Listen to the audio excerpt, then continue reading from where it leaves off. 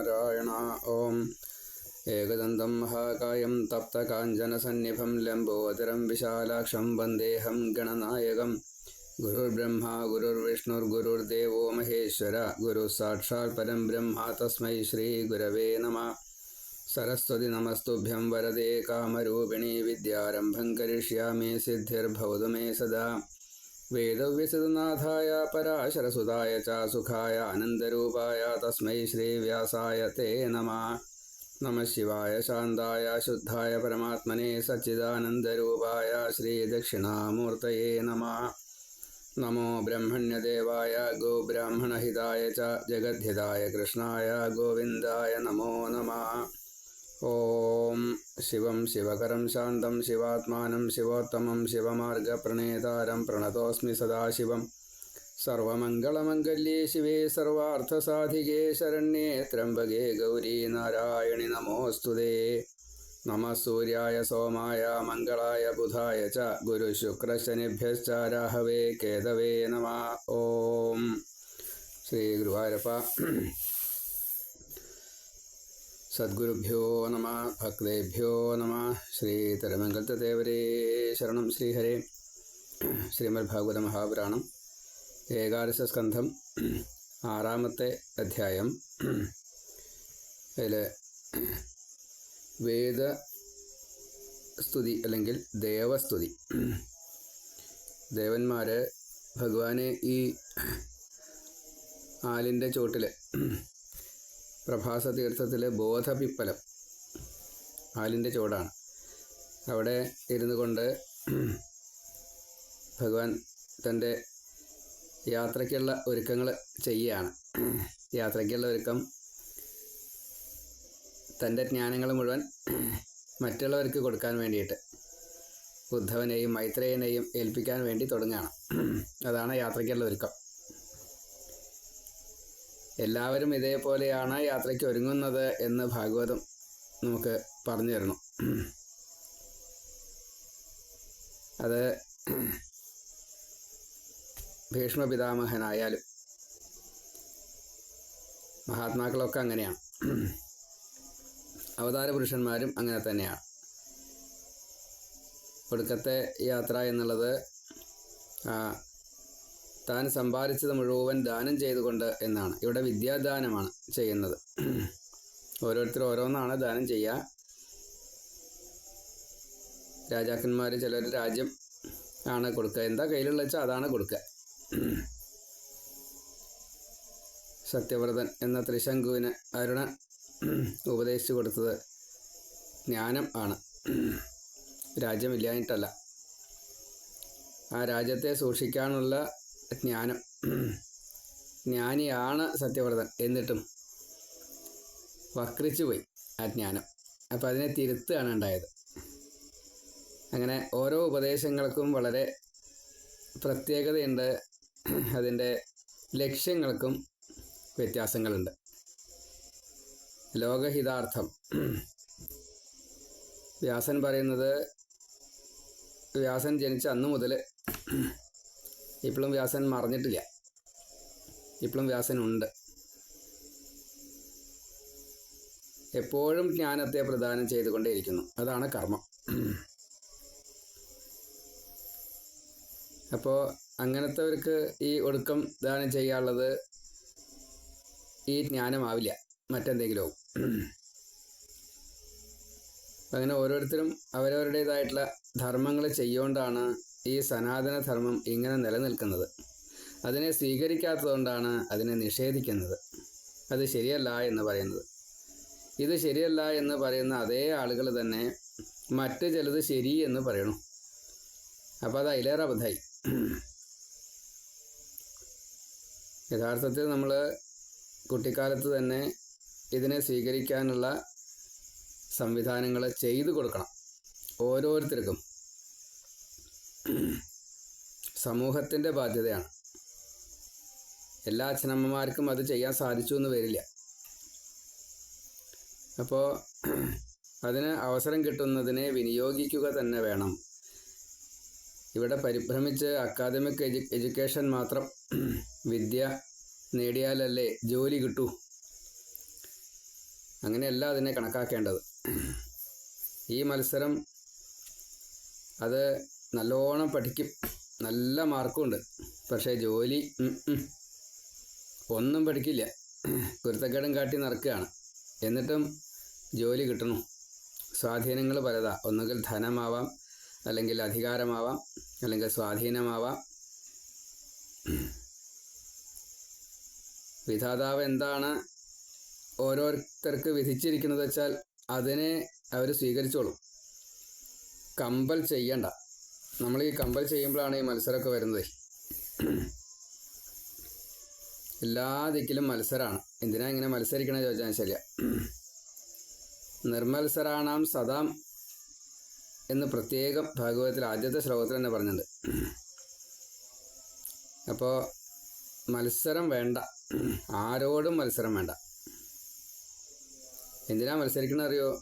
എൻ്റെ സ്വാർത്ഥം വിജയിക്കാൻ വേണ്ടിയിട്ടാണ്, അത് നടപ്പാക്കാൻ വേണ്ടിയിട്ടാണ്, എന്നെ വലുതാക്കാൻ വേണ്ടിയിട്ടാണ്. അതല്ലാതെ കണ്ട് ലോകഹിതത്തിന് വേണ്ടിയിട്ടല്ല.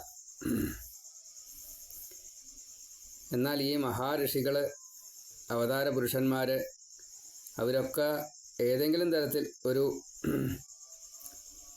മത്സരം, യുദ്ധം, സംഗ്രാമം ചെയ്തിട്ടുണ്ടെങ്കിൽ അത് മുഴുവൻ ലോകഹിതത്തിന്, ദുഷ്ടത ഇല്ലാണ്ടേക്കാൻ, സാത്വികത വളർത്താൻ.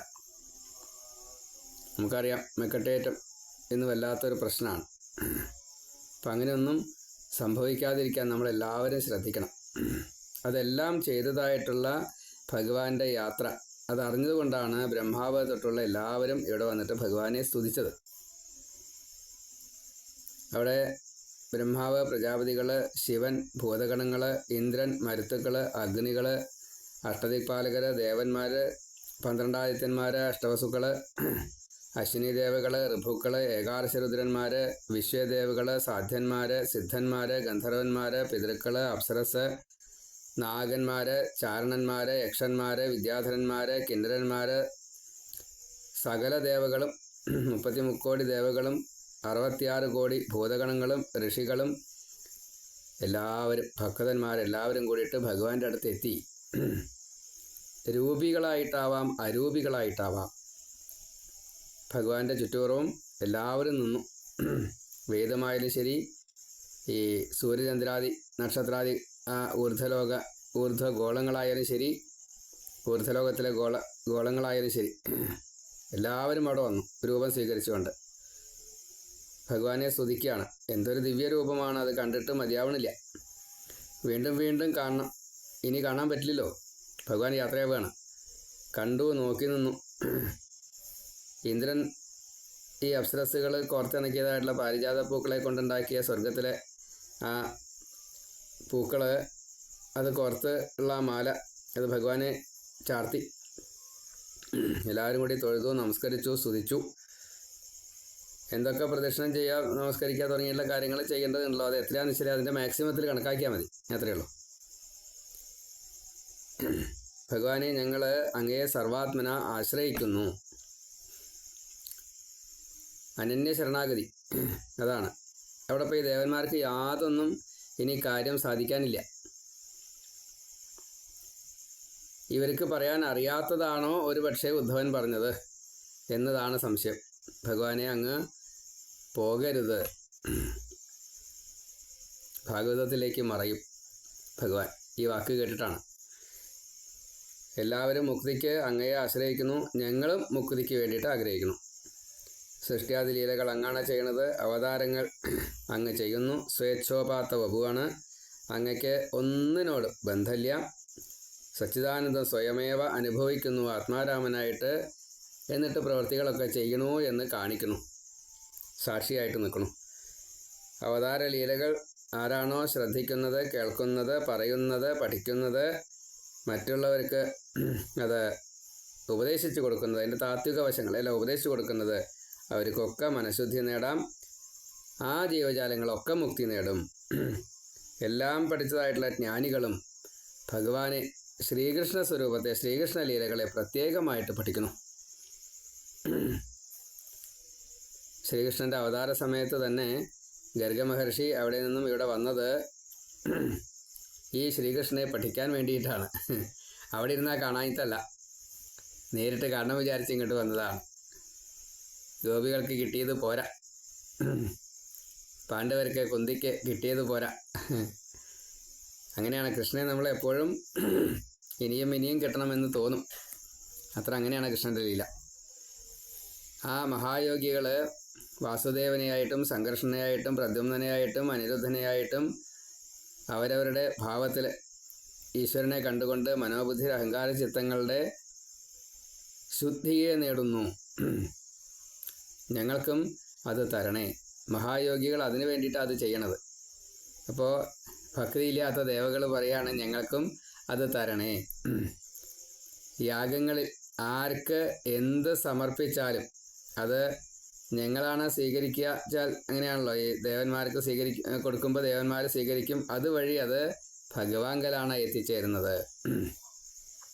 ആ ഋത്വിക്കുകളുടെ ഹൃദയത്തിൽ അങ്ങയുടെ തൃപ്പാദം ഉണ്ടായത് കൊണ്ടല്ലേ എല്ലാ സമയത്തും ഇതേപോലെയുള്ള ഞങ്ങളുടെ ആഹാരാദികൾ അവർ തരുന്നത്. അല്ലെങ്കിൽ തരുമോ? അതേപോലെ ആ ഋഷിമാർക്ക് എങ്ങനെയാണോ അങ്ങയിൽ ഭക്തി ഉള്ളത് അതേപോലെ ഞങ്ങൾക്കും ഭക്തി ഉണ്ടാവണേ. അങ്ങയുടെ ഈ വക്ഷസ്സിലെ ലക്ഷ്മി വനമാലയോട് മത്സരിക്കണു. കാരണം അത് ദേഹം മുഴുവൻ പരന്ന് കിടക്കുക. അതിലത്തെ തുളസി പൂക്കൾ എല്ലാ സ്ഥലത്തും പ്രത്യേകമായിട്ടും, അതേപോലെ പാദത്തിലും കുറച്ചധികവും. അപ്പോൾ അവിടെ മത്സരം ഇത്രയേ ഉള്ളൂ. ഭഗവാനെ എനിക്ക് വേണം, എനിക്ക് മാത്രം വേണം. ഇങ്ങനെ തന്നെ എല്ലാവരും ചെയ്യും. ലക്ഷ്മി മാത്രമൊന്നുമല്ല, നമ്മളൊക്കെ അതിൽ പെട്ടതാ. താല്പര്യം ആ വനമാല, അതിന് വേണ്ട പൂക്കൾ, ഈ അർച്ചിക്കുന്ന പൂക്കളെ കൊടുക്കുന്ന ഭക്തരോടാണ് ഭഗവാന് കൂടുതൽ താല്പര്യം, എന്നോടല്ല എന്ന് ലക്ഷ്മിക്ക് സംശയം. ഒട്ടും സംശയിക്കേണ്ട കേട്ടോ, ഒട്ടുമില്ല. ഭഗവാന് എല്ലാവരും ഒരുപോലെയാണ്. ലക്ഷ്മി ആയാലും ഭഗവാനെ സംബന്ധിച്ച് തൻ്റെ ഭക്തത എത്രയേ ഉള്ളൂ. കാരണം തന്നിൽ നിന്നുണ്ടായതാണ് ലക്ഷ്മി, അതാണ് അതിൻ്റെ കാരണം. ആ ഭഗവാന്റെ തൃപ്പാദത്തിൽ ഞങ്ങൾക്കും ഭക്തി ഉണ്ടാവണം. ത്രിവിക്രമനായിട്ട് ലോകം മുഴുവൻ അളന്നു.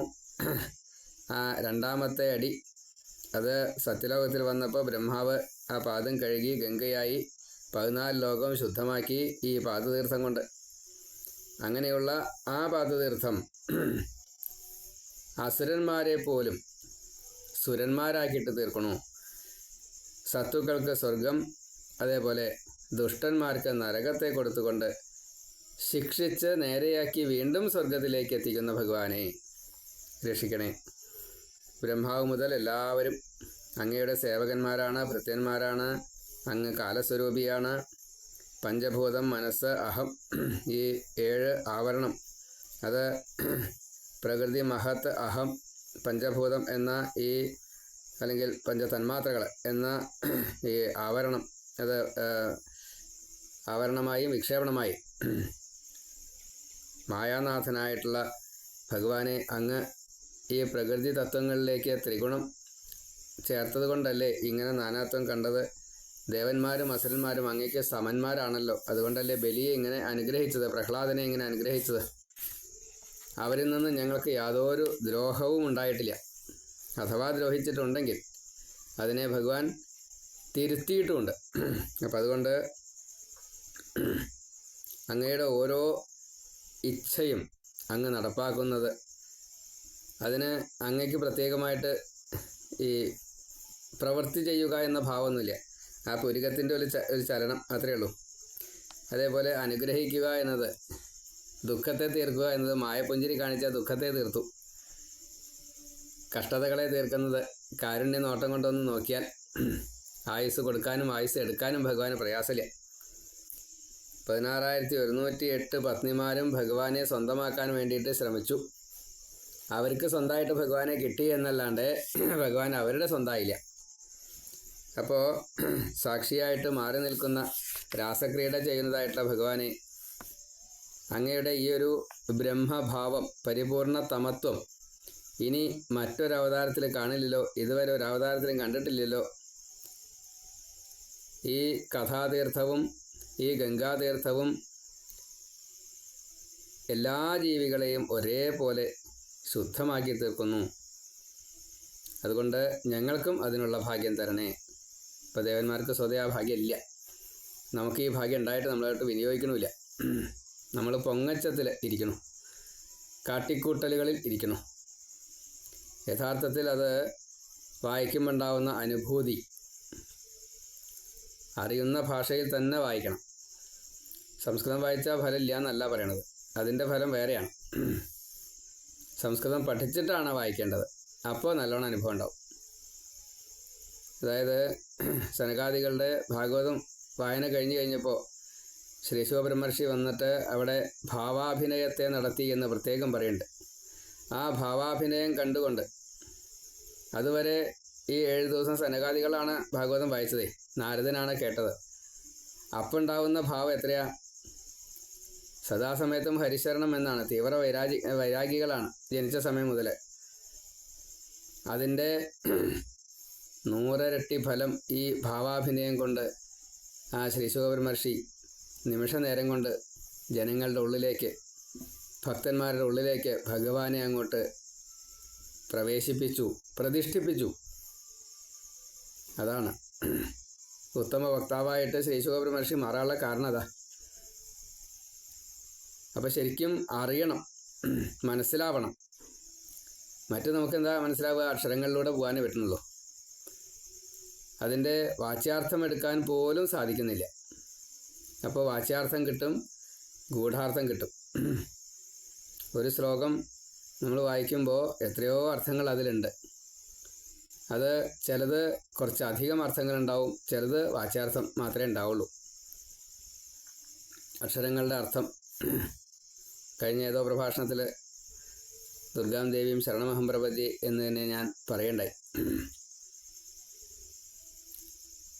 നമുക്കെല്ലാവർക്കും അറിയാം, ദുർഗാം ദേവി ശരണമഹം പ്രപദ്യച്ച ദുർഗാദേവി എന്നെ രക്ഷിക്കണേ, ഇത്രയേ ഉള്ളൂ. വാച്യാർത്ഥം അത്രയേ ഉള്ളൂ. പക്ഷേ അതിൻ്റെ ഉള്ളിൽ അക്ഷരാർത്ഥങ്ങൾക്ക് തന്നെ വളരെ വലിയ ഒരു വിശദീകരണമുണ്ട്. അപ്പോൾ ഇങ്ങനെ ഓരോ ശ്ലോകത്തിലും ഉണ്ടാവില്ലേ, അതിനെ മനസ്സിലാക്കണം. എല്ലാവർക്കും സാധിക്കില്ല. അപ്പോൾ ഭഗവാന്റെ അനുഗ്രഹം എപ്പോഴാണോ നമ്മിലേക്ക് എത്തിച്ചേരുന്നത്, അപ്പോൾ മാത്രമേ അത് യഥാർത്ഥത്തിൽ ലഭിക്കുള്ളൂ. ഇങ്ങനെ ബ്രഹ്മാവ്, ദേവന്മാർ എല്ലാവരും നല്ലോണം സ്തുതിച്ചു. എന്നിട്ട് പറഞ്ഞു ബ്രഹ്മാവ്, ഭൂമിയുടെ ഭാരം തീർന്നിരിക്കുന്നു, ധർമ്മം സ്ഥാപിച്ചിരിക്കുന്നു, അവതാര ലക്ഷ്യം പൂർത്തിയായിരിക്കുന്നു. അങ്ങ് അനവധി ലീലകൾ ചെയ്തു. ആ ലീലകളുടെ സ്മരണം മാത്രം മതി ഈ കലികാല കന്മഷ, കലികാല ദോഷങ്ങളെ ജീവനെ ബാധിക്കാതിരിക്കാൻ. അതാണ് ഭാഗവതം, അതാണ് കൃഷ്ണലീല. അപ്പം അതുകൊണ്ട് 125 വയസ്സായി ഇപ്പം അങ്ങയ്ക്ക് യദുവംശം നശിച്ച മട്ടായി. കാരണം ബ്രാഹ്മണ ശാപം സംഭവിച്ചു. ഇനി അത് നടപ്പാക്കുക, അത്രേ വേണ്ടൂ. അങ്ങ് സ്വധാമത്തിലേക്ക് എഴുന്നള്ളണേ, വൈകുണ്ഠത്തിലേക്ക് വരണേ. അപ്പോൾ വൈകുണ്ഠത്തിലിരുന്നാൽ എന്താ, ഇവിടെ ഇരുന്നാൽ എന്താ? അതായത് ഇവിടെ അംശം കൊണ്ടാണ് ഇവിടെ അവതരിച്ചിരിക്കുന്നത്. ഈ അംശം ഇവിടെ തന്നെ സ്ഥിരമായിട്ട് ഇരുന്ന് കഴിഞ്ഞാൽ എന്താ കുഴപ്പം? ഭഗവാനെ സംബന്ധിച്ച് അവിടെ പൂർണ്ണമാണ്, ഭഗവാൻ ഇവിടെ വന്നതും പൂർണ്ണമാണ്. ലോക നിയമത്തെ തെറ്റും ഭഗവാൻ ഇവിടെ സ്ഥിരമായിട്ട് വസിച്ചു കഴിഞ്ഞാൽ. ഭഗവാൻ ഉണ്ടാക്കിയതാണ് വേദത്തിലൂടെ ഈ ലോക നിയമം. ആ ലോക നിയമത്തെ നടപ്പാക്കുക എന്നത് ഭഗവാന്റെ തന്നെ ഉത്തരവാദിത്തമാണ്. മഹാദേവനായിട്ട് ലയം എന്നുള്ളത് ഭഗവാൻ തന്നെ ചെയ്യണം. അതിപ്പോൾ ഭഗവാൻ ഇങ്ങനെ ഓർമ്മിപ്പിക്കൊന്നും വേണ്ട. പക്ഷേ നമ്മുടെ ആവശ്യങ്ങൾ നമ്മൾ പറഞ്ഞാൽ മാത്രമേ ഭഗവാൻ ചെയ്തു തരുള്ളൂ എന്നുള്ളത് ഒരു നിയമമാണ്. അതും ഭഗവാൻ വേദത്തിൽ പറഞ്ഞിട്ടുണ്ട്. ഭാഗവതത്തിൽ പറഞ്ഞത് സുധാമാവ് എന്നോടൊന്നും ചോദിച്ചില്ല എന്ന് ലക്ഷ്മിയെ കൊണ്ടും ഭഗവാൻ പറയിച്ചു. ഭഗവാനും പറഞ്ഞു, ലക്ഷ്മിയും പറഞ്ഞു. കൊടുക്കാൻ നിവൃത്തിയില്ല, ആവശ്യം പറയാത്തതുകൊണ്ട്. അപ്പോൾ നമ്മൾ സകാമഭക്തരാണ് എന്നുള്ള നിലയ്ക്കല്ല, ആവശ്യത്തെ പറയണം എന്നതാണ്. അതാ നിയമം. നമുക്ക് ആഗ്രഹങ്ങളൊന്നും വേണ്ട, പക്ഷേ പറഞ്ഞോളൂ, പറയണം, ആവശ്യത്തെ പറഞ്ഞോളൂ. എന്നാലേ ഭഗവാൻ അത് ചെയ്തു തരുള്ളൂ. അതാണ്.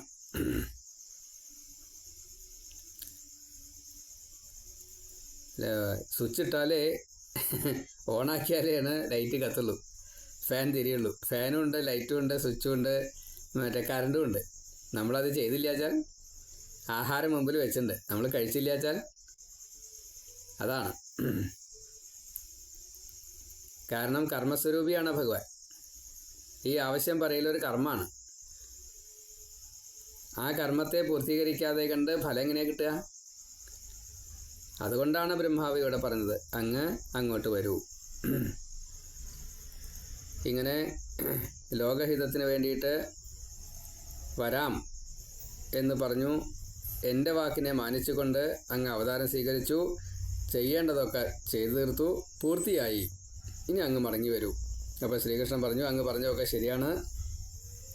യാദവർ ശക്തരാണ്. അവർ ഇപ്പോൾ ശാപം കൊണ്ട് ഇല്ലാണ്ട് ആയിരിക്കുന്നു. പക്ഷെ അത് പോരാ. അതിനെയും അവർ ചിലപ്പോൾ മറികടക്കും. എന്താ കാരണം? ബ്രാഹ്മണ ശാപത്തെ മറികടന്ന ഭക്തന്മാരുടെ ലിസ്റ്റിൽ അംബരീഷ മഹാരാജാവുണ്ടേ. അപ്പോൾ ഈ യാദവർക്ക് അത് മറികടക്കാനുള്ള സൂത്രം ഭഗവാൻ പറഞ്ഞു കൊടുത്തിട്ടുണ്ട്. ഭഗവാന്റെ സാന്നിധ്യത്തിലേ അത് നടക്കുള്ളൂ. അതുകൊണ്ട് ഭഗവാൻ അത് കഴിഞ്ഞിട്ടേ പോയുള്ളൂ. യാദവനാശം കണ്ടതിൻ്റെ ശേഷമാണ് ബലരാമൻ പോലും പോയിട്ടുള്ളൂ. അതിന് ശേഷമാണ് ശ്രീകൃഷ്ണൻ പോയുള്ളൂ. ഭഗവാനെല്ലാം അറിയാം. അപ്പോൾ ഭഗവാൻ പറഞ്ഞു, യാദവരെ അങ്ങനെ നശിപ്പിക്കാൻ സാധിക്കില്ല. അപ്പം അതുകൊണ്ട് ഞാൻ വന്നോളാം, അങ്ങ് പോയിക്കോളൂ. മാത്രമല്ല, ഞാൻ പോണ വഴിക്ക് സത്യലോകത്തിൽ ഇറങ്ങിയിട്ട് അങ്ങയുടെ പൂജ സ്വീകരിച്ചിട്ടേ പോകുന്നുള്ളൂ. ഇതും കൂടി കേട്ടപ്പോൾ ബ്രഹ്മാവിന് എത്രയാ സന്തോഷമായി നിശ്ചല. അപ്പോൾ മഹാഭാഗ്യമാണ്. കുട്ടിക്കാലത്ത് ഇങ്ങനെയൊക്കെ ഒരു കഥ കേൾക്കുമ്പോൾ അന്ന് അവർ പറഞ്ഞിരുന്ന അതിൻ്റെ കാര്യങ്ങളൊന്നും മനസ്സിലായില്ല. അപ്പോൾ അത് സരസമായിട്ട് പറയും, കാപ്പി പിടിച്ചിട്ട് ഒന്ന് പോകണുള്ളൂ എന്നൊക്കെ, കാപ്പി ഊണൊക്കെ ഉണ്ട് എന്ന് ചിലപ്പോൾ അന്ന് തങ്ങിയെന്നും വരും. അന്നത്തെ ആ തമാശ. പക്ഷേ ഭാഗവത ഉള്ളിലേക്ക് തന്നെ കയറുമ്പോൾ നമുക്കതിൻ്റെ ആ ഒരു സാങ്കത്യം മനസ്സിലാവും. അതാണ് ഏറ്റവും സങ്കടം. എന്താ വെച്ചാൽ ഇതൊന്നും കേൾക്കാൻ ആൾക്കാരില്ല. നമ്മളിങ്ങനെ യൂട്യൂബിൽ പറയണമെന്ന് മാത്രമേ ഉള്ളൂ. പക്ഷേ എന്തെങ്കിലും ആൾക്കാർ കേൾക്കുമാറാകണം എന്ന് വിചാരിക്കണം. ഭഗവാൻ നിശ്ചയിക്കട്ടെ. അപ്പോഴേക്കും ദ്വാരകയിൽ ദുർനിമിത്തങ്ങൾ ധാരാളമായിട്ട് കാണാൻ തുടങ്ങി എന്നാണ്. എന്തൊക്കെയാണ് കണ്ടത് ചോദിച്ചാൽ നിശ്ചയില്ല. ദുർനിമിത്തങ്ങൾ ധാരാളമായിട്ട് നമുക്ക് യുധിഷ്ഠിരൻ്റെ ആ മനസ്സിൽ വിചാരിക്കുന്നത് അങ്ങനെ പലതും അവിടെ ഇവിടെയൊക്കെ കാണാനുണ്ട്. ദക്ഷയാഗത്തിലായാലും ദുർനിമിത്തങ്ങൾ അവിടെ ഇവിടെയൊക്കെ പറയുന്നുണ്ട്. ബ്രാഹ്മണ ശാപമുണ്ട്. യാദവർ ഭഗവാന്റെ ആ ആജ്ഞയുണ്ട്, പ്രഭാസ തീർത്ഥത്തിലേക്ക് എല്ലാവരും പോകണമെന്ന്. കയ്യിലുള്ള എന്തൊക്കെയാണോ അത് മുഴുവൻ ദാനം ചെയ്തുകൊണ്ട് നിസ്സരായിട്ട് തീരണം. അതാണ്. അപ്പോൾ എല്ലാവരും പ്രഭാസ തീർത്ഥത്തിലേക്ക് പോകാൻ തീരുമാനിച്ചു. ദക്ഷശാപം കൊണ്ട് ക്ഷയം പിടിച്ചതായിട്ടുള്ള ചന്ദ്രൻ പ്രഭാസ തീർത്ഥത്തിൽ മുങ്ങിയിട്ടാണ് രോഗത്തെ മാറ്റിയത്. അവിടെ മഹാദേവൻ ഈ ജ്യോതിർലിംഗ രൂപത്തിലുണ്ട്, സോമനാഥൻ എന്ന പേരിൽ. അപ്പോൾ അങ്ങനെയുള്ള ആ മഹാദേവൻ്റെ ശിവമാർഗപ്രണയതാരം ശിവൻ പറയുന്നതിനെ കേട്ടുകൊണ്ട് ഈ പാപമോചനം നേടാം, നമുക്ക് ബ്രാഹ്മണ പ്രീതി വരുത്താം. അന്നദാനം അവിടെ ഈ പന്തിഭേദം ഇല്ലാതെ കണ്ട് എല്ലാവർക്കും അന്നദാനം കൊടുക്കുന്നുണ്ട്. ഇങ്ങനെ ഭഗവാന്റെ ഈ ആജ്ഞയെ കേട്ടുകൊണ്ട് അവരെല്ലാവരും യാത്രയായി. പക്ഷേ യാദവർക്ക് ഒന്നും മനസ്സിലായില്ല എന്നാണ് ഉദ്ധവൻ പറയണതാട്ടോ. യാദവർക്ക് ഭഗവാൻ മറയുകയാണ്, നമ്മളും മരിക്കാൻ പോവുകയാണെന്നുള്ളത് മനസ്സിലായില്ല എന്ന്. എല്ലാവർക്കും മനസ്സിലായിണ്ടാവും എന്ന് വേണം വിചാരിക്കാനായിട്ട്. കാരണം അവരുടെ പിന്നീടുള്ള ഭാവങ്ങളൊക്കെ അങ്ങനെയാണ്. അക്രൂരനെ പോലെയുള്ള മഹാഭക്തന്മാരവിടെയുണ്ട്, അനവധിയുണ്ട്. ഭക്തന്മാർ കുറച്ചൊന്നുമല്ല, എല്ലാവരും ഉണ്ട്. അപ്പോൾ അവരൊക്കെ വേണ്ട രീതിയിൽ മനസ്സിലാക്കിയിട്ടില്ല എന്ന് ഉദ്ധവനെ കൊണ്ട് ഭഗവാൻ പറയിച്ചതാണ്. കാരണം അങ്ങനെ മനസ്സിലാക്കിയാൽ പിന്നെ ഇങ്ങനെയാണോ പെരുമാറുക എന്നറിയില്ല. അതുകൊണ്ടാണ് തമ്മിൽ തല്ലില്ല, അടിച്ചു കൊല്ലില്ല. അടിച്ചു കൊല്ലാൻ വേണ്ടിയിട്ടാണ് ഈ മനസ്സിലാക്കാത്തത്. അതുകൊണ്ടാണ്, അതാണ് ഉദ്ധവനെ കൊണ്ട് പറയിച്ചത്. അങ്ങനെ ഭഗവാൻ യാത്രയാവുകയാണ് എന്ന് മനസ്സിലായി. എനിക്ക് അങ്ങയെ പിരിഞ്ഞിരിക്കാൻ വയ്യലോ ഭഗവാനെ. ഉദ്ധവൻ ഭഗവാനോട് പറയാ, അങ്ങയുടെ ഉച്ഛിഷ്ടവും നിർമാല്യവും എല്ലാ ദിവസവും ഞാൻ സ്വീകരിച്ചുകൊണ്ട് അങ്ങയുടെ നിഴല് പോലെ ഈ 120 കൊല്ലം ഞാൻ ഒപ്പുണ്ടായി. എനിക്ക് മായയെ തരണം ചെയ്യാൻ സാധിച്ചിട്ടില്ല ഇതുവരെ. കാര്യങ്ങളൊക്കെ അറിയാം, നല്ല ജ്ഞാനാണ്. കാരണം ബൃഹസ്പതി ശിഷ്യനാണ് ഉദ്ധവൻ. ഉദ്ധവോ ബുദ്ധി സത്തമ, അത്രയും ബുദ്ധിയുണ്ട്, സാത്വിക ബുദ്ധിയാണ്, ഭക്തി നല്ലോണം ഉണ്ട്. എനിക്ക് ജ്ഞാനം കിട്ടിയിട്ടില്ല എന്നാണ് ഉദ്ധവൻ പറയണത്. ഗോപികളുടെ അത്ര ജ്ഞാനം എനിക്കില്ല എന്നാണ് പറയണത്. അതായത് കൃഷ്ണനെ അവർക്കാണ് കിട്ടിയേ. സുധാമാവ് പറയണത് അതാണ്, എനിക്കൊന്നും പഠിക്കാൻ പറ്റിയില്ല, കൃഷ്ണനെ കിട്ടി. ഗുരു സുധാമാവിനെ നമസ്കരിച്ചിട്ടില്ല എന്ന് പറ്റേ ഉള്ളൂ, അത്രത്തോളം എത്തി. ഗുരു ആയാലും ഗുരുപത്നി ആയാലും സുധാമാവിനെ നമസ്കരിച്ചില്ല എന്ന് മാത്രമേ ഉള്ളൂ. ഇനി നമസ്കരിച്ചോ നിശ്ചയില്ല, മനസ്സുകൊണ്ട് ചെയ്തിട്ടുണ്ടാവും. അതാണ് ഭക്തി, യഥാർത്ഥ ഭക്തി അതാണ്. അപ്പം അങ്ങയുടെ ലോകത്തിലേക്ക് അങ്ങ് എന്നെയും കൊണ്ടുപോകണം എന്ന് പറഞ്ഞു. അപ്പോൾ ഭഗവാൻ പറഞ്ഞത് അങ്ങനെ പറഞ്ഞാൽ കൊണ്ടുപോകാൻ പറ്റില്ല ഉദ്ധവ, കാരണം നമ്മൾ വന്നതും ഒറ്റയ്ക്കാണ് പോണതും ഒറ്റയ്ക്കാണ്, അപ്പം അതുകൊണ്ട് അത്ര എളുപ്പമല്ല എന്ന് പറഞ്ഞു. ബ്രഹ്മാവും മഹാദേവനും ഈ ഇന്ദ്രനും എല്ലാവർക്കും ആഗ്രഹമുണ്ട് വൈകുണ്ഠത്തിലേക്ക് വരണം എന്നുള്ളത്. സമയം വന്നല്ലാതെ കണ്ട് അവിടേക്ക് എത്താൻ പറ്റില്ല. പക്ഷേ അംശം കൊണ്ട് എല്ലാവരും അവിടെ ഉണ്ട്. ഇനി ഉദ്ധവ അങ്ങും അവിടെ ഉണ്ട്, കാരണം എനിക്ക് തുല്യനാണല്ലോ. എല്ലാവർക്കും വൈകുണ്ഠത്തിലേക്ക് പ്രവേശനമുണ്ട്, പക്ഷേ കാലം വ്യത്യാസമുണ്ട്. അപ്പോൾ ദേവകാര്യം സാധിച്ചു, ഞാൻ വൈകുണ്ഠത്തിലേക്ക് എത്തണം എന്നുള്ളത് ഇപ്പോൾ ആവശ്യമാണ്, അല്ലെങ്കിൽ ഇപ്പോൾ നിറവേറ്റാനുള്ള സമയമായിരിക്കുന്നു. ഭൂഭാരം തീർക്കലൊക്കെ കഴിഞ്ഞു. യാദവരിത വളരെ വേഗത്തിൽ തന്നെ നശിക്കും. അതേപോലെ ഞാൻ പോയി കഴിഞ്ഞാൽ കലി തുടങ്ങുകയാണ്, കലിയുഗം. ഉദ്ധവ സാത്വികനായിട്ടുള്ള അങ്ങേക്ക് അത് ജീവിക്കാൻ പോലും പ്രയാസവും. അതുകൊണ്ട് എന്നെ പ്രാപിക്കാനുള്ള വഴി ഞാൻ പറഞ്ഞു തരാം. ഉദ്ധവൻ ജ്ഞാനമില്ല എന്നാണ് പറഞ്ഞത്. അങ്ങേക്ക് ജ്ഞാനമുണ്ട്, എന്നെ പ്രാപിക്കാനുള്ള വഴി അങ്ങേക്ക് അറിയാഞ്ഞിട്ടല്ല. പക്ഷേ ഈ കലികാലത്തും എന്നെ പ്രാപിക്കാനുള്ള വഴി അങ്ങേക്ക് കലി ഇഷ്ടമല്ല, അങ്ങേക്ക് കലിയൊട്ട് ഇല്ല ഇനി. അപ്പം അതുകൊണ്ട് ഏറ്റവും സാത്വികനായിട്ടുള്ള അതാണ് സാത്വിക. ഉദ്ധവ ബുദ്ധി സത്തമ എന്നാണ്, സത്ത് ആണ്, അതിൻ്റെ മാക്സിമത്തിലാണ്. സാത്വികത്തിലെ ഏറ്റവും മാക്സിമത്തിലാണ് ഉദ്ധവൻ നിൽക്കുന്നത്. അതുകൊണ്ട് എനിക്ക് തുല്യനാണ്. അപ്പം അതുകൊണ്ട് പ്രാപിക്കാനുള്ള വഴി പറഞ്ഞുതരാം. അങ്ങ് ആദ്യം വേണ്ടത് സ്നേഹപാശം മുറിക്കൂ. യാദവരോട്, അതേപോലെ ഈ ലോകത്തിനോട്, എന്തിന് ഭഗവാനോടും കൂടി സ്നേഹിക്കേണ്ടത്? ഞാൻ എന്നെ സ്നേഹിക്കും, എൻ്റെ ജീവാത്മാവിനെ. എൻ്റെ ജീവാത്മാവ് പരമാത്മാവിനെ സ്നേഹിക്കും. ആ സ്നേഹം മാത്രമേ വേണ്ടൂ എന്നതാണ് യഥാർത്ഥത്തിൽ സത്യം. ദേഹത്തിനെ ഒട്ടും സ്നേഹിക്കേണ്ട. ദേഹസംബന്ധികളായിട്ട് മുഴുവൻ എന്താണോ ഉള്ളത് അത് മുഴുവൻ ഒഴിവാക്കണം. അപ്പോൾ ജീവാത്മാവിന് പരമാത്മാവിനെ സ്നേഹിക്കാതിരിക്കാൻ പറ്റില്ല. അതുപോലും വേണ്ട എന്ന് ഉദാഹരണം ഹനുമാൻ.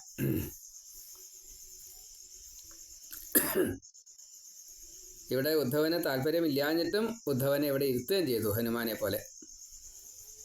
പ്രഹ്ലാദന് താല്പര്യമില്ലാഞ്ഞിട്ടും പ്രഹ്ലാദനെ ഇവിടെ ഇരുത്തി ഭഗവാൻ നരസിംഹമൂർത്തി. നാരദന് താല്പര്യമില്ലാഞ്ഞിട്ടും ഇന്നും നാരദൻ നടന്നുകൊണ്ടേയിരിക്കുകയാണ്. അതായത് ലയമാണ് അവർക്ക് ആഗ്രഹം. പക്ഷേ ഈ പ്രപഞ്ച നിലനിൽപ്പിന് വേണ്ടിയിട്ട് ഈ ചെയ്യുന്ന കർമ്മങ്ങൾ ഈ നാരദനെ ബാധിക്കുന്നില്ല. അങ്ങനെയാണ് നാരദൻ നടന്നുകൊണ്ടിരിക്കുന്നത്. നിമി പ്രാരബ്ധം തീർക്കാനാണ് വെച്ചെടുക്കുന്നത്. പക്ഷേ ഇതില്ലാഞ്ഞാൽ ഈ വ്യത്യാസങ്ങളൊന്നും അറിയില്ല. അതിന് പല കാരണങ്ങളുമുണ്ട്. അതുകൊണ്ടാണ് കണ്ണിമ വെട്ടാഞ്ഞാൽ നമുക്ക് വിഷമങ്ങൾ ഉണ്ടാവും എന്നതാണ് ശാസ്ത്രം. അങ്ങനെ പലതുമുണ്ട്. കാര്യവും കാരണവും കൂടിയിട്ട് കൂട്ടിച്ചേർക്കാതെ കണ്ട് ഭഗവാൻ ഒന്നും ചെയ്യില്ല. അപ്പം അതുകൊണ്ട് ഉദ്ധവ അങ്ങ് വരാൻ സമയമായിട്ടില്ല, ഇനിയും ഇവിടെ ഇരിക്കണം. പ്രപഞ്ചം നശ്വരമാണ്, അതിൽ എല്ലാം ഉപേക്ഷിച്ചോളൂ. എന്നെ ജ്ഞാനസ്വരൂപനായി കണ്ടുകൊണ്ട് എൻ്റെ ഈ രൂപം ജ്ഞാനമാണ് എന്ന് അങ്ങ് ഉറച്ചോളൂ. അപ്പോൾ പിന്നെ ഇനി ഭഗവാനെ കൃഷ്ണസ്വരൂപത്തിലല്ല കാണുക, ജ്ഞാനം എന്ന നിലയ്ക്കാണ്. കാരണസ്വരൂപനാണ്, ജ്ഞാനസ്വരൂപനാണ്, കാലസ്വരൂപനാണ്, പലതുകൊണ്ടേ ഭഗവാൻ ആ രീതിയിലാണ്. അപ്പോൾ ഈ കൃഷ്ണസ്വരൂപം വേണ്ട, ഇനി ജ്ഞാനസ്വരൂപനായിട്ട് കണ്ടാൽ മതി. അപ്പോൾ ഈ നാനാത്വം അങ്ങിൽ നിന്നും അകലും. അപ്പോൾ കലിയുടെ കന്മഷം അങ്ങേ ബാധിക്കില്ല. ഇത് നമുക്ക് പറ്റുമോ? അത് നമുക്ക് പറ്റില്ല. എന്താ കാരണം? അത്രയ്ക്കുള്ള ജ്ഞാനം നമുക്ക് കിട്ടിയിട്ടില്ല, അതാണ്. അപ്പം അതുകൊണ്ട് ഈ നാനാത്വം എന്നുള്ളത് തോന്നൽ മാത്രമാണ്. ഈ ദ്വന്ദ്വത്തെ നമുക്ക് ഇപ്പം നമ്മൾ ദേഹബോധത്തിലിരിക്കുകയാണ്. ഇതിനെ പെട്ടെന്ന് ഒഴിവാക്കാൻ സാധിക്കില്ല. അതിനെ ഉൾക്കൊള്ളുകയാണ് വേണ്ടത്. രണ്ട് എന്നുള്ള ഭാവമുണ്ട് എന്നുള്ളത് കണക്കാക്കുക, ഇതിൽ നിന്നും മോചനം നേടുകയാണ് വേണ്ടത്. ഇത് ഇങ്ങനെയാണ്. വെള്ളത്തിൽ കപ്പൽ പൊന്തി കിടക്കും, അതിന് റോഡിൽ കൂടെ പോകാൻ പറ്റില്ല, ആകാശത്തൂടെയും പോകാൻ പറ്റില്ല. അത് അതിൻ്റെ സ്വഭാവമാണ്. അതാണ് ദ്വന്ദ്വം. അങ്ങനെ കണക്കാക്കാവൂ. അപ്പോൾ ആ രീതിയിലേക്ക് നമ്മൾ മാറണം എന്ന് സാരം. ദ്വന്ദ്വം കടന്നാലോ പിന്നെ ഈ ഗുണദോഷങ്ങൾ ആ പദാർത്ഥത്തിൽ എത്തുകയുമില്ല. റോട്ടിൽ കൂടെ പോകാം, ആകാശത്തിലൂടെ പറക്കാം, വെള്ളത്തിൻ്റെ മീതെ കപ്പലായിട്ട് കിടക്കും. അങ്ങനെയുള്ള വിമാനങ്ങളുണ്ട്, ഇന്നും അങ്ങനത്തെ ഉണ്ട്. വെള്ളത്തിൻ്റെ അടിയിൽ കൂടെ മുങ്ങിക്കപ്പലായിട്ടും പോകും. അത് ആ ഒരു ഭാവത്തിലേക്ക് എത്തുന്നത് വരെ ഈ രണ്ട് എന്നുള്ള ഭാവമുണ്ട്, അതാണ്. അപ്പോൾ ധർമ്മ അധർമ്മങ്ങളെ, അധർമ്മം പോലും കുഴപ്പമില്ല എന്ന് മനസ്സിലാക്കാറാവണമെങ്കിൽ അത് നല്ലോണം ജ്ഞാനം നേടിയാൽ മാത്രമേ സാധിക്കുള്ളൂ. നമ്മൾ ശുദ്ധി പ്രക്രിയ ചെയ്യുന്നത് അധർമ്മത്തെ ഇല്ലാണ്ടാക്കുവാൻ വേണ്ടിയിട്ട് അധർമ്മത്തിലൂടെ സഞ്ചരിച്ചിട്ടാണ്. അടിച്ചൂരി കഴിഞ്ഞാൽ തളിച്ച് നമ്മൾ കുളിക്കണേ. അപ്പോൾ നമ്മൾ അധർമ്മമാണ് ആദ്യം ചെയ്തത്, അതുകൊണ്ടല്ലേ കുളിക്കേണ്ടി വരുന്നത്. പക്ഷേ ആ അധർമ്മം ധർമ്മമാണ്. അടിച്ചൂരി വൃത്തിയാക്കുക എന്നുള്ളത് ധർമ്മമാണ്. പക്ഷേ അത് അധർമ്മമായതുകൊണ്ട് കുളിക്കേണ്ടി വന്നു. നമ്മൾ നേരെ അടിച്ചൂരിലും ഇതൊക്കെ കഴിഞ്ഞതിന് ശേഷം ശ്രീലാതയ്ക്ക് പൂജയ്ക്ക് കയറാറില്ല, കുളിച്ചിട്ടേ പൂജയ്ക്ക് കയറാറുള്ളൂ. എന്നാൽ ബിംബം ശുദ്ധി ചെയ്ത് കഴിഞ്ഞാലോ, അഭിഷേകാദികളെല്ലാം ഒക്കെ വാരിക്കളഞ്ഞതിന് ശേഷം അപ്പം നമ്മൾ കുളിക്കാറില്ല. അതേ സ്ഥാനം പുറത്ത് ബലി തൂകുക, അങ്ങനെയുണ്ട്. പൂജയ്ക്കിടയ്ക്ക് അഗ്നികോണിൽ നമ്മൾ പാർഷദന്മാർക്ക് കൊടുക്കുക, അങ്ങനെ ഒരു സങ്കല്പമുണ്ട്. അത് കാണുന്നുണ്ടാവും, എല്ലാ അമ്പലത്തിലും കാണാം. അത് കഴിഞ്ഞാൽ പിന്നെ കാലഴുകി ആചമിച്ച് കിണ്ടിയിലെ വെള്ളമൊക്കെ മാറ്റണേ. അപ്പോൾ ഒരു കുളിയാണ് അവിടെ നടക്കുന്നത്. അത് എല്ലാറ്റിനെയും വിധി വളരെ പ്രത്യേകമാണ്. ശുദ്ധി പ്രക്രിയയാണതോ, ഇത് മുഴുവൻ ശുദ്ധി പ്രക്രിയ. അപ്പം അതുകൊണ്ട് അധർമ്മത്തെ കണ്ടിട്ട് പേടിക്കേണ്ടാത്ത രീതിയിൽ ധാർമ്മികമായിട്ട് കണക്കാക്കാറാവണം. ധർമ്മത്തിൻ്റെ മൂല്യം അങ്ങനെയാണ്. അപ്പം അതുകൊണ്ട് ഈ മനസ്സിൻ്റെ അത് ഇത് എന്ന തോന്നൽ ക്രമേണയായിട്ട് സങ്കല്പ വികല്പങ്ങളെ കൊണ്ട് ബൃഹത്താക്കിയിട്ട് പ്രപഞ്ചത്തെ പോലും സൃഷ്ടിച്ചു. ആര്യനാരായണൻ അതാണ് ചെയ്തത്. അപ്പോൾ അതിൽപ്പെട്ടവരാണ് നമ്മൾ. അപ്പോൾ ആ ജ്ഞാനം മുഴുവൻ കിട്ടണമെങ്കിൽ, ആ അംശമായിട്ട് നമുക്ക് അത്രയും വലുതാവണമെങ്കിൽ ഇതിനെ മുഴുവൻ അറിയണം. ഗുണവും ദോഷവും മനസ്സിലാക്കിയാലാണ് ഗുണത്തിലേക്ക് മാത്രം, ഈ സത്വരജസ്തമോ ഗുണങ്ങളല്ല, ഭഗവത് അനുഗ്രഹമാകുന്ന ആ ഗുണത്തിലേക്ക്, ഭഗവാന്റെ സ്വഭാവമാകുന്ന ആ ഗുണത്തിലേക്ക്, ഭക്ത അനുഗ്രഹം എന്ന ആ ഗുണത്തിലേക്ക് എത്താൻ സാധിക്കുള്ളൂ. അപ്പോൾ നമുക്ക് ഈ ദ്വന്ദ്വം കടക്കാം. അപ്പോഴും ദ്വന്ദ്വം ഇവിടെ ഉണ്ട്. ദ്വന്ദ്വം ഇവിടെ ഉണ്ടെങ്കിലും അത് നമ്മളെ ബാധിക്കുന്നില്ല എന്ന് സാരം. എപ്രകാരത്തിലാണോ പ്രഹ്ലാദനെ ആയുധം കൊണ്ട് മുറിപ്പെടുത്താൻ സാധിക്കാത്തത്, അഗ്നിയിലോ വെള്ളത്തിലോ തീയിലോ വിഷം കൊണ്ടോ വധിക്കാൻ തരാവാത്തത്, കാരണം അതിനേക്കാൾ ചെറുതായി, അഗ്നിയേക്കാൾ ചൂടായി, വിഷത്തിനേക്കാൾ വിഷമായി. വിഷത്തിനെ നിർവീര്യമാക്കാനുള്ള ശക്തി അതാണ്. അത് കിട്ടും, ഈ ദ്വന്ദ്വം കടന്നാലേ കിട്ടുള്ളൂ. അഗ്നി വിഷ സ്തംഭനം അത് 22ാമത്തെ സിദ്ധിയാണ്. എന്നുവെച്ചാൽ ഒടുക്കത്തെ ഏറ്റവും ചെറിയ സിദ്ധിയാണ് അത്ര. അതെ, അഗ്നി അർക്ക വിഷ അമ്പു സ്തംഭനം. പ്രപഞ്ചത്തിലുള്ള ഈ വികൃതിയൊന്നും ആ സിദ്ധി നേടിയതായിട്ടുള്ള സിദ്ധനെ ബാധിക്കില്ല. ഉദ്ധവന് ഇപ്പോൾ അതൊക്കെ ഉണ്ട്. അപ്പോൾ അതുകൊണ്ട് ഉദ്ധവന് പേടിക്കാനൊന്നുമില്ല. നമ്മൾ രാത്രി പേടിക്കാനുള്ള കാരണം എന്താ? പാമ്പിനെ പേടിക്കാനുള്ള കാരണം എന്താ? നമുക്ക് ആ സിദ്ധി ഇല്ലാത്തതുകൊണ്ടാണ്. നമുക്ക് ആ സിദ്ധി ഉണ്ടെങ്കിൽ പിന്നെ പാമ്പിനെ പേടിക്കണോ? നമുക്കൊരായുധം കൊണ്ട് മുറിപ്പെടുത്തി എന്ന് കൂട്ടാം. നമുക്ക് മുറി ആവണുണ്ട്, പക്ഷെ നമുക്ക് മുറി ആവില്ല. സിദ്ധന് മുറി ആവില്ല. അമീബയോ അങ്ങനെ ഏതോ ഒന്നുണ്ട്, ഏതൊരു ഉണ്ട്. അതിനെ മുറിച്ച് കഴിഞ്ഞാൽ ആ മുറി പെട്ടെന്ന് കൂടും. മുറിഞ്ഞതായിട്ട് ആ ശരീരത്തിൻ്റെ ഒരു ബോധമായിട്ടാവില്ല. ഇനി രണ്ടാക്കി എന്ന് കൂട്ടുക, 2 ജീവനായിട്ടാണ് മാറും. 2 ശരീരത്തോടു കൂടിയ 2 ജീവനായിട്ടാണ് മാറും. എല്ലാറ്റിലെയും ജീവൻ അത് പ്രവർത്തന സജ്ജമാണ് എന്ന് സാരം. നമ്മുടെ എല്ലാ കോശങ്ങളിലും ഈ ജീവൻ ഉണ്ടെങ്കിലും നമ്മുടെ എല്ലാ കോശങ്ങൾക്കും ഈ ജീവനെ സെപ്പറേറ്റ് ആക്കാനുള്ള കഴിവ് സ്വയം നമുക്കില്ല. നമ്മുടെ തലമുടിയിൽ ആ ജീവൻ ഇരിക്കുന്നുണ്ട്. അതിനെ നമുക്ക് ഇപ്പോൾ അതേ രൂപത്തിലാക്കാൻ സാധിക്കും എന്നുള്ളത് ശാസ്ത്രം കണ്ടുപിടിച്ചു. പക്ഷേ അത് നമുക്ക് സ്വയമേവ ചെയ്യാൻ സാധിക്കില്ല. അത് അമീബയ്ക്ക് സ്വയമേവ ചെയ്യാൻ സാധിക്കുന്നു. മണ്ണിര 2 ആക്കിയാൽ 2 ഇങ്ങനെ വരുന്ന കാണാം. എന്തൊക്കെയുണ്ട് ചില ജീവികൾക്ക് ഇങ്ങനെ ചില കഴിവുകളുണ്ട്. അത് ഏതൊക്കെ ജീവികളാണെന്നൊന്നും നമുക്കറിയില്ല, പരീക്ഷിച്ചോളാം, അത്രയേ ഉള്ളൂ. അപ്പോൾ ഏതായാലും ഇതിൻ്റെ കാര്യം ഇത്രയേ ഉള്ളൂ. യഥാർത്ഥത്തിലുള്ള താത്വിക ബോധം നമുക്ക് കൈ കിട്ടിയാൽ മാത്രമേ ഈ ആത്മബോധത്തിലേക്ക് എത്താൻ സാധിക്കുള്ളൂ. അതിന് ഭഗവാൻ ആദ്യം പറഞ്ഞത് അതാണ്, പ്രപഞ്ചത്തെ വിട്ടോളൂ. പ്രപഞ്ചത്തിൽ നമ്മളെ ബാധിക്കുന്നതായിട്ടുള്ള വിഷയത്തെ വിട്ടോളൂ. ഗുണദോഷത്തെ ചിന്തിക്കേണ്ട. ആത്മബോധം എപ്പോഴാണോ വരുന്നത്, ഞാൻ പരമാത്മാവാണ് എന്ന് എപ്പോഴാണോ അങ്ങേക്ക് ഉറപ്പിക്കാൻ സാധിക്കുന്നത്, ഈ പ്രപഞ്ചവുമായിട്ട് എനിക്കോ എൻ്റെ ദേഹത്തിനോ യാതൊരു ബന്ധമില്ല എന്ന് എപ്പോഴാണ് തോന്നുന്നത്. ഇപ്പം നമ്മളെ സംബന്ധിച്ചൊക്കെ ദേഹത്തിന് മാത്രമാണ് പ്രപഞ്ചമായിട്ട് ബന്ധം. നമുക്ക് ജീവനെ പോലും അറിയില്ല. നമ്മൾ പറയണമെന്നല്ലേ ഉള്ളൂ. രണ്ടും തമ്മിൽ വ്യത്യാസമുണ്ട്. മറ്റത് അറിയാൻ സാധിക്കും. അങ്ങനെ യഥാർത്ഥത്തിൽ അറിയുന്ന ഒരാൾക്ക് അന്യജീവൻ്റെ കാര്യങ്ങൾ അറിയും. കാരണം ഇതും അതും ഒന്നാണ്. ദേഹം 2ആണ്. അത് താത്വികമായിട്ട് 2 ഒന്നാണെന്നേ ഉള്ളൂ.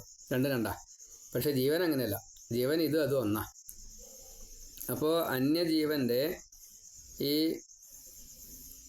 സങ്കല്പാദികൾ മുഴുവൻ നമുക്ക് അറിയാൻ സാധിക്കും. അത് സിദ്ധികളിൽ ഒരു സിദ്ധിയാണ്. അന്യൻ്റെ മനസ്സ് വായിക്കാൻ പറ്റും. ഇപ്പോൾ കാണുന്നും വേണ്ട, കേൾക്കും വേണ്ട. നമ്മൾ ഇതുവരെ ഒരു ശ്രദ്ധയില്ലാത്ത അമേരിക്കയിൽ ഇരുന്നിട്ട് ഒരാൾ എന്തെങ്കിലും ചെയ്യുകയാണെന്ന് വെച്ചാൽ അത് ഇന്നതാണ് ചെയ്യാൻ പോകുന്നത്, ഇന്നതാണ് അതിൻ്റെ ഫലം എന്നുള്ളത് ഇവിടെ ഇരുന്നിട്ട് വിചാരം ചെയ്യാൻ സാധിക്കും. ഒരു സംജ്ഞയും വേണ്ട. ഭഗവാൻ അത് സാധിക്കൊണ്ടല്ലേ ആ രീതിയിൽ പെരുമാറാൻ സാധിച്ചത്. സുധാമാവ് ഇവിടുന്ന് സുധാമാവിൻ്റെ ഗൃഹത്തിലേക്ക്, ദ്വാരകയിൽ നിന്ന് ഗൃഹത്തിലേക്ക് എത്തിയപ്പോഴേക്കും അവിടെ വലിയ കൊട്ടാരത്തെ ചെയ്തു കഴിഞ്ഞു. യവനന്മാരും ഈ ജരാസന്ധൻ്റെ സൈന്യവും കൂടിയിട്ട് ഒരുമിച്ച് വന്നു കഴിഞ്ഞപ്പോൾ ഒരൊറ്റ നിമിഷം കൊണ്ട് ഈ മധുരാമണ്ഡലത്തിലെ സകലരെയും ദ്വാരകാമണ്ഡലത്തിലേക്ക് എത്തിച്ചു. ദ്വാരകയിലേക്ക് എത്തിച്ചു. ഉറങ്ങിയത് ഇവിടെ, ഉണർന്നത് അവിടെ. ബലരാമൻ കല്യാണത്തിന് വേണ്ടിയിട്ട് പോയ ഈ കൃഷ്ണൻ ഒറ്റയ്ക്കാണ് പോയെന്ന് രുക്മിണിയുടെ അടുത്തേക്ക്, വിദർഭയിലേക്ക്. അപ്പോൾ ഒരു അക്ഷൗഹിണി സേനയും ബലരാമനും കൂടിയിട്ട് കൃഷ്ണൻ എത്തുന്നതിൻ്റെ മുന്നേ ദ്വാരകയിലേക്ക് എത്തി. ദ്വാരകയിൽ നിന്ന് ഈ വിദർഭയിലേക്ക് എത്തി. അപ്പോൾ ഇതൊക്കെ ആ ഒരു ഭാവത്തിലേക്ക് എത്തിയാൽ മാത്രമേ സാധിക്കുള്ളൂ. ഉദ്ധവന് ഇതൊക്കെ അറിയാം. അപ്പോൾ അത് ആത്മബോധത്തിലേക്ക് എത്തിയാലേ സാധിക്കുള്ളൂ ഉദ്ധവ എന്ന് അവിടെ പറഞ്ഞ് ഉദ്ധവനെ സമാധാനിപ്പിച്ചു. ഇതൊക്കെ എന്തിനു വേണ്ടിയിട്ടാണ്? ഗുണദോഷത്തെ വിടാൻ വേണ്ടിയിട്ടാണ്. കർമ്മം ഇനി അങ്ങയിലേക്ക് എത്തുകയില്ല. കർമ്മം അങ്ങയെ വിട്ടുപോയി. ഭഗവാൻ ഒടുക്കം പറയണത് എന്താ വെച്ചാൽ, ബദരിയിലേക്ക് പോയിക്കോളൂ, അവിടെ സ്ഥിരം ഗംഗയിൽ 3 നേരം കുളിച്ച് എന്നെ സ്മരിച്ചിട്ട് അവിടെ ഇരുന്നോളൂ. ജ്ഞാനം ആഗ്രഹിച്ച് വരുന്ന ഓരോരുത്തർക്കും ഞാൻ ഇപ്പോൾ പറഞ്ഞു തന്ന ജ്ഞാനത്തെ കൊടുത്തോളൂ. എന്നിട്ടാണ് ഭഗവാൻ പറയണത്, എന്ത്? അങ്ങ് കർമ്മം ഉപേക്ഷിച്ചിറക്കണു, അങ്ങയെ കർമ്മം തൊടില്ല. ഉദ്ധവൻ ഈ കർമ്മം ചെയ്തുകൊണ്ടിരിക്കുക. പക്ഷേ അത് നിമി ഈ കണ്ണിമയിലിരുന്ന് ചെയ്യുന്ന പോലെയുള്ളൂ, നിമിയെ ബാധിക്കുന്നില്ല. ആ ഒരു ബോധത്തിലേക്ക് എത്തിക്കലാണ് ഈ 23 അധ്യായം 21 ചോദ്യങ്ങളിലൂടെ ചോദിച്ച ആ ചോദ്യങ്ങൾക്ക് ഭഗവാൻ ഉത്തരം കൊടുക്കുന്നത്. അപ്പോൾ അവിടേക്ക് നമ്മൾ എങ്ങനെയാണ് നമ്മൾ എത്തുക? നമ്മളിപ്പോൾ അതിൻ്റെ വാച്യാർത്ഥം, കഥാസാരം അല്ലെങ്കിൽ കഥ ഒരുട്ടൊക്കെ അങ്ങനെ പറയും. ഉദ്ധവൻ അവിടേക്ക് എത്തി, നമുക്കും ഒരു പക്ഷേ എത്താൻ സാധിക്കുമായിരിക്കും. അതുകൊണ്ടാണ് ആ ഒടുക്കത്തെ നമോസ്തുതേ മഹായോഗിൻ പ്രപന്ന മനുഷാധിമാം യഥാർത്ഥ ചരണാംഭോജേ രതി സ്യാദ അനപായിനി. മഹായോഗിയായിട്ടുള്ള ഗുരു, ആ ഗുരുസ്ഥാനത്ത് ഇരിക്കുന്ന കൃഷ്ണ അങ്ങയുടെ തൃപ്പാദത്തിൽ എനിക്കെന്നും രതി ഉണ്ടാവണേ. മാക്സിമത്തിലാണ്. അപ്പോൾ പരിസരം ഒന്നും അറിയില്ല. രതി എന്നുള്ള ഭാവം സ്വതേ അതാണ്. അതുകൊണ്ടാണ് രതിക്ക് രതി എന്ന് പറയാനുള്ള കാരണം. കാമദേവൻ്റെ പത്നിക്ക് രതി എന്ന് പേരിട്ടത് വെറുതെ അല്ല, അതതിൻ്റെ മാക്സിമത്തിലുള്ള ഭാവമാണ്. നമുക്കെന്താ വെച്ചാൽ ഈ ശാരീരികമായിട്ടുള്ള രതി മാത്രമേ അറിയുള്ളൂ. അപ്പോൾ ആ രതിയുടെ മാക്സിമം എന്നുള്ളത് അത് ഇനി വേർപ്പെടില്ല, അത്രയും അങ്ങനെയാണ്. ഇവിടെ ജ്ഞാനമാണ് ഉദ്ധവന് ഭഗവാൻ ഈ ഭാവത്തിൽ കൊടുത്തത്. ആ ജ്ഞാനസ്വരൂപനെ എപ്പോഴും എനിക്ക് സ്വന്തമാവണം, അതിൽ ഒരു ചേർന്നിരിക്കൽ വേണം. അതാണ് രതി. ജ്ഞാനത്തോടു കൂടിയിട്ട് ചേർന്നിരിക്കണം. ഉദ്ധവൻ എന്നുള്ള ഉദ്ധവൻ്റെ ആ ദേഹത്തെ ഉദ്ധവൻ മറക്കണം. ഉദ്ധവന് ഈ ലൗകികമായിട്ട് യാതൊരു ബന്ധവുമില്ല. അവിടേക്ക് ഭഗവാൻ എത്തിച്ചു. അതാണ് ഈ കഥയിലൂടെ പറയുന്നത്. എപ്രകാരത്തിലാണോ ഈ വേശ്യ, പിങ്കള എന്ന വേശ്യ ദത്താത്രേയൻ്റെ ഈ സാന്നിധ്യം കൊണ്ട് ശുദ്ധമായി തീർന്നത്, അതേപോലെ ഉദ്ധവൻ്റെ അടുത്തേക്ക് വരുന്ന ഓരോരുത്തർക്കും ഈ ലൗകികമായിട്ടുള്ള ഒന്നിനോടും ഒരു താല്പര്യമില്ലാത്ത രീതിയിൽ ആയി കിട്ടും. ഈ ഭാവത്തോട് കൂടിയിട്ട് ഉദ്ധവനെ സ്വീകരിക്കണം. ഉദ്ധവനിലേക്ക് നമ്മൾ എത്തണം. ഉദ്ധവനിൽ നിന്ന് നമ്മൾ സ്വീകരിക്കണം. ഉദ്ധവൻ അത് ഭഗവാനിൽ നിന്ന് ഇങ്ങനെ സ്വീകരിച്ചു. അതുകൊണ്ടാണ്. അപ്പോൾ ഇങ്ങനെ പറഞ്ഞപ്പോൾ ആ ഭഗവാനോട് വീണ്ടും ചില ചോദ്യങ്ങൾ ചോദിക്കുന്നതാണ് അടുത്ത ഭാഗം. അതിന് ഉത്തരമായിട്ടാണ് ഭഗവാൻ ഈ 24 ഗുരുക്കന്മാരെ പറയണത്. നമുക്കത് അടുത്തേൽ കേൾക്കാം. സർവത്ര ഗോവിന്ദ നാമസങ്കീർത്തനം. ഗോവിന്ദ ഗോവിന്ദ. ഇത് എല്ലാവർക്കും ഷെയർ ചെയ്യണമെന്ന് പ്രാർത്ഥിക്കണം. നാരായണ നാരായണ നാരായണ നാരായണ.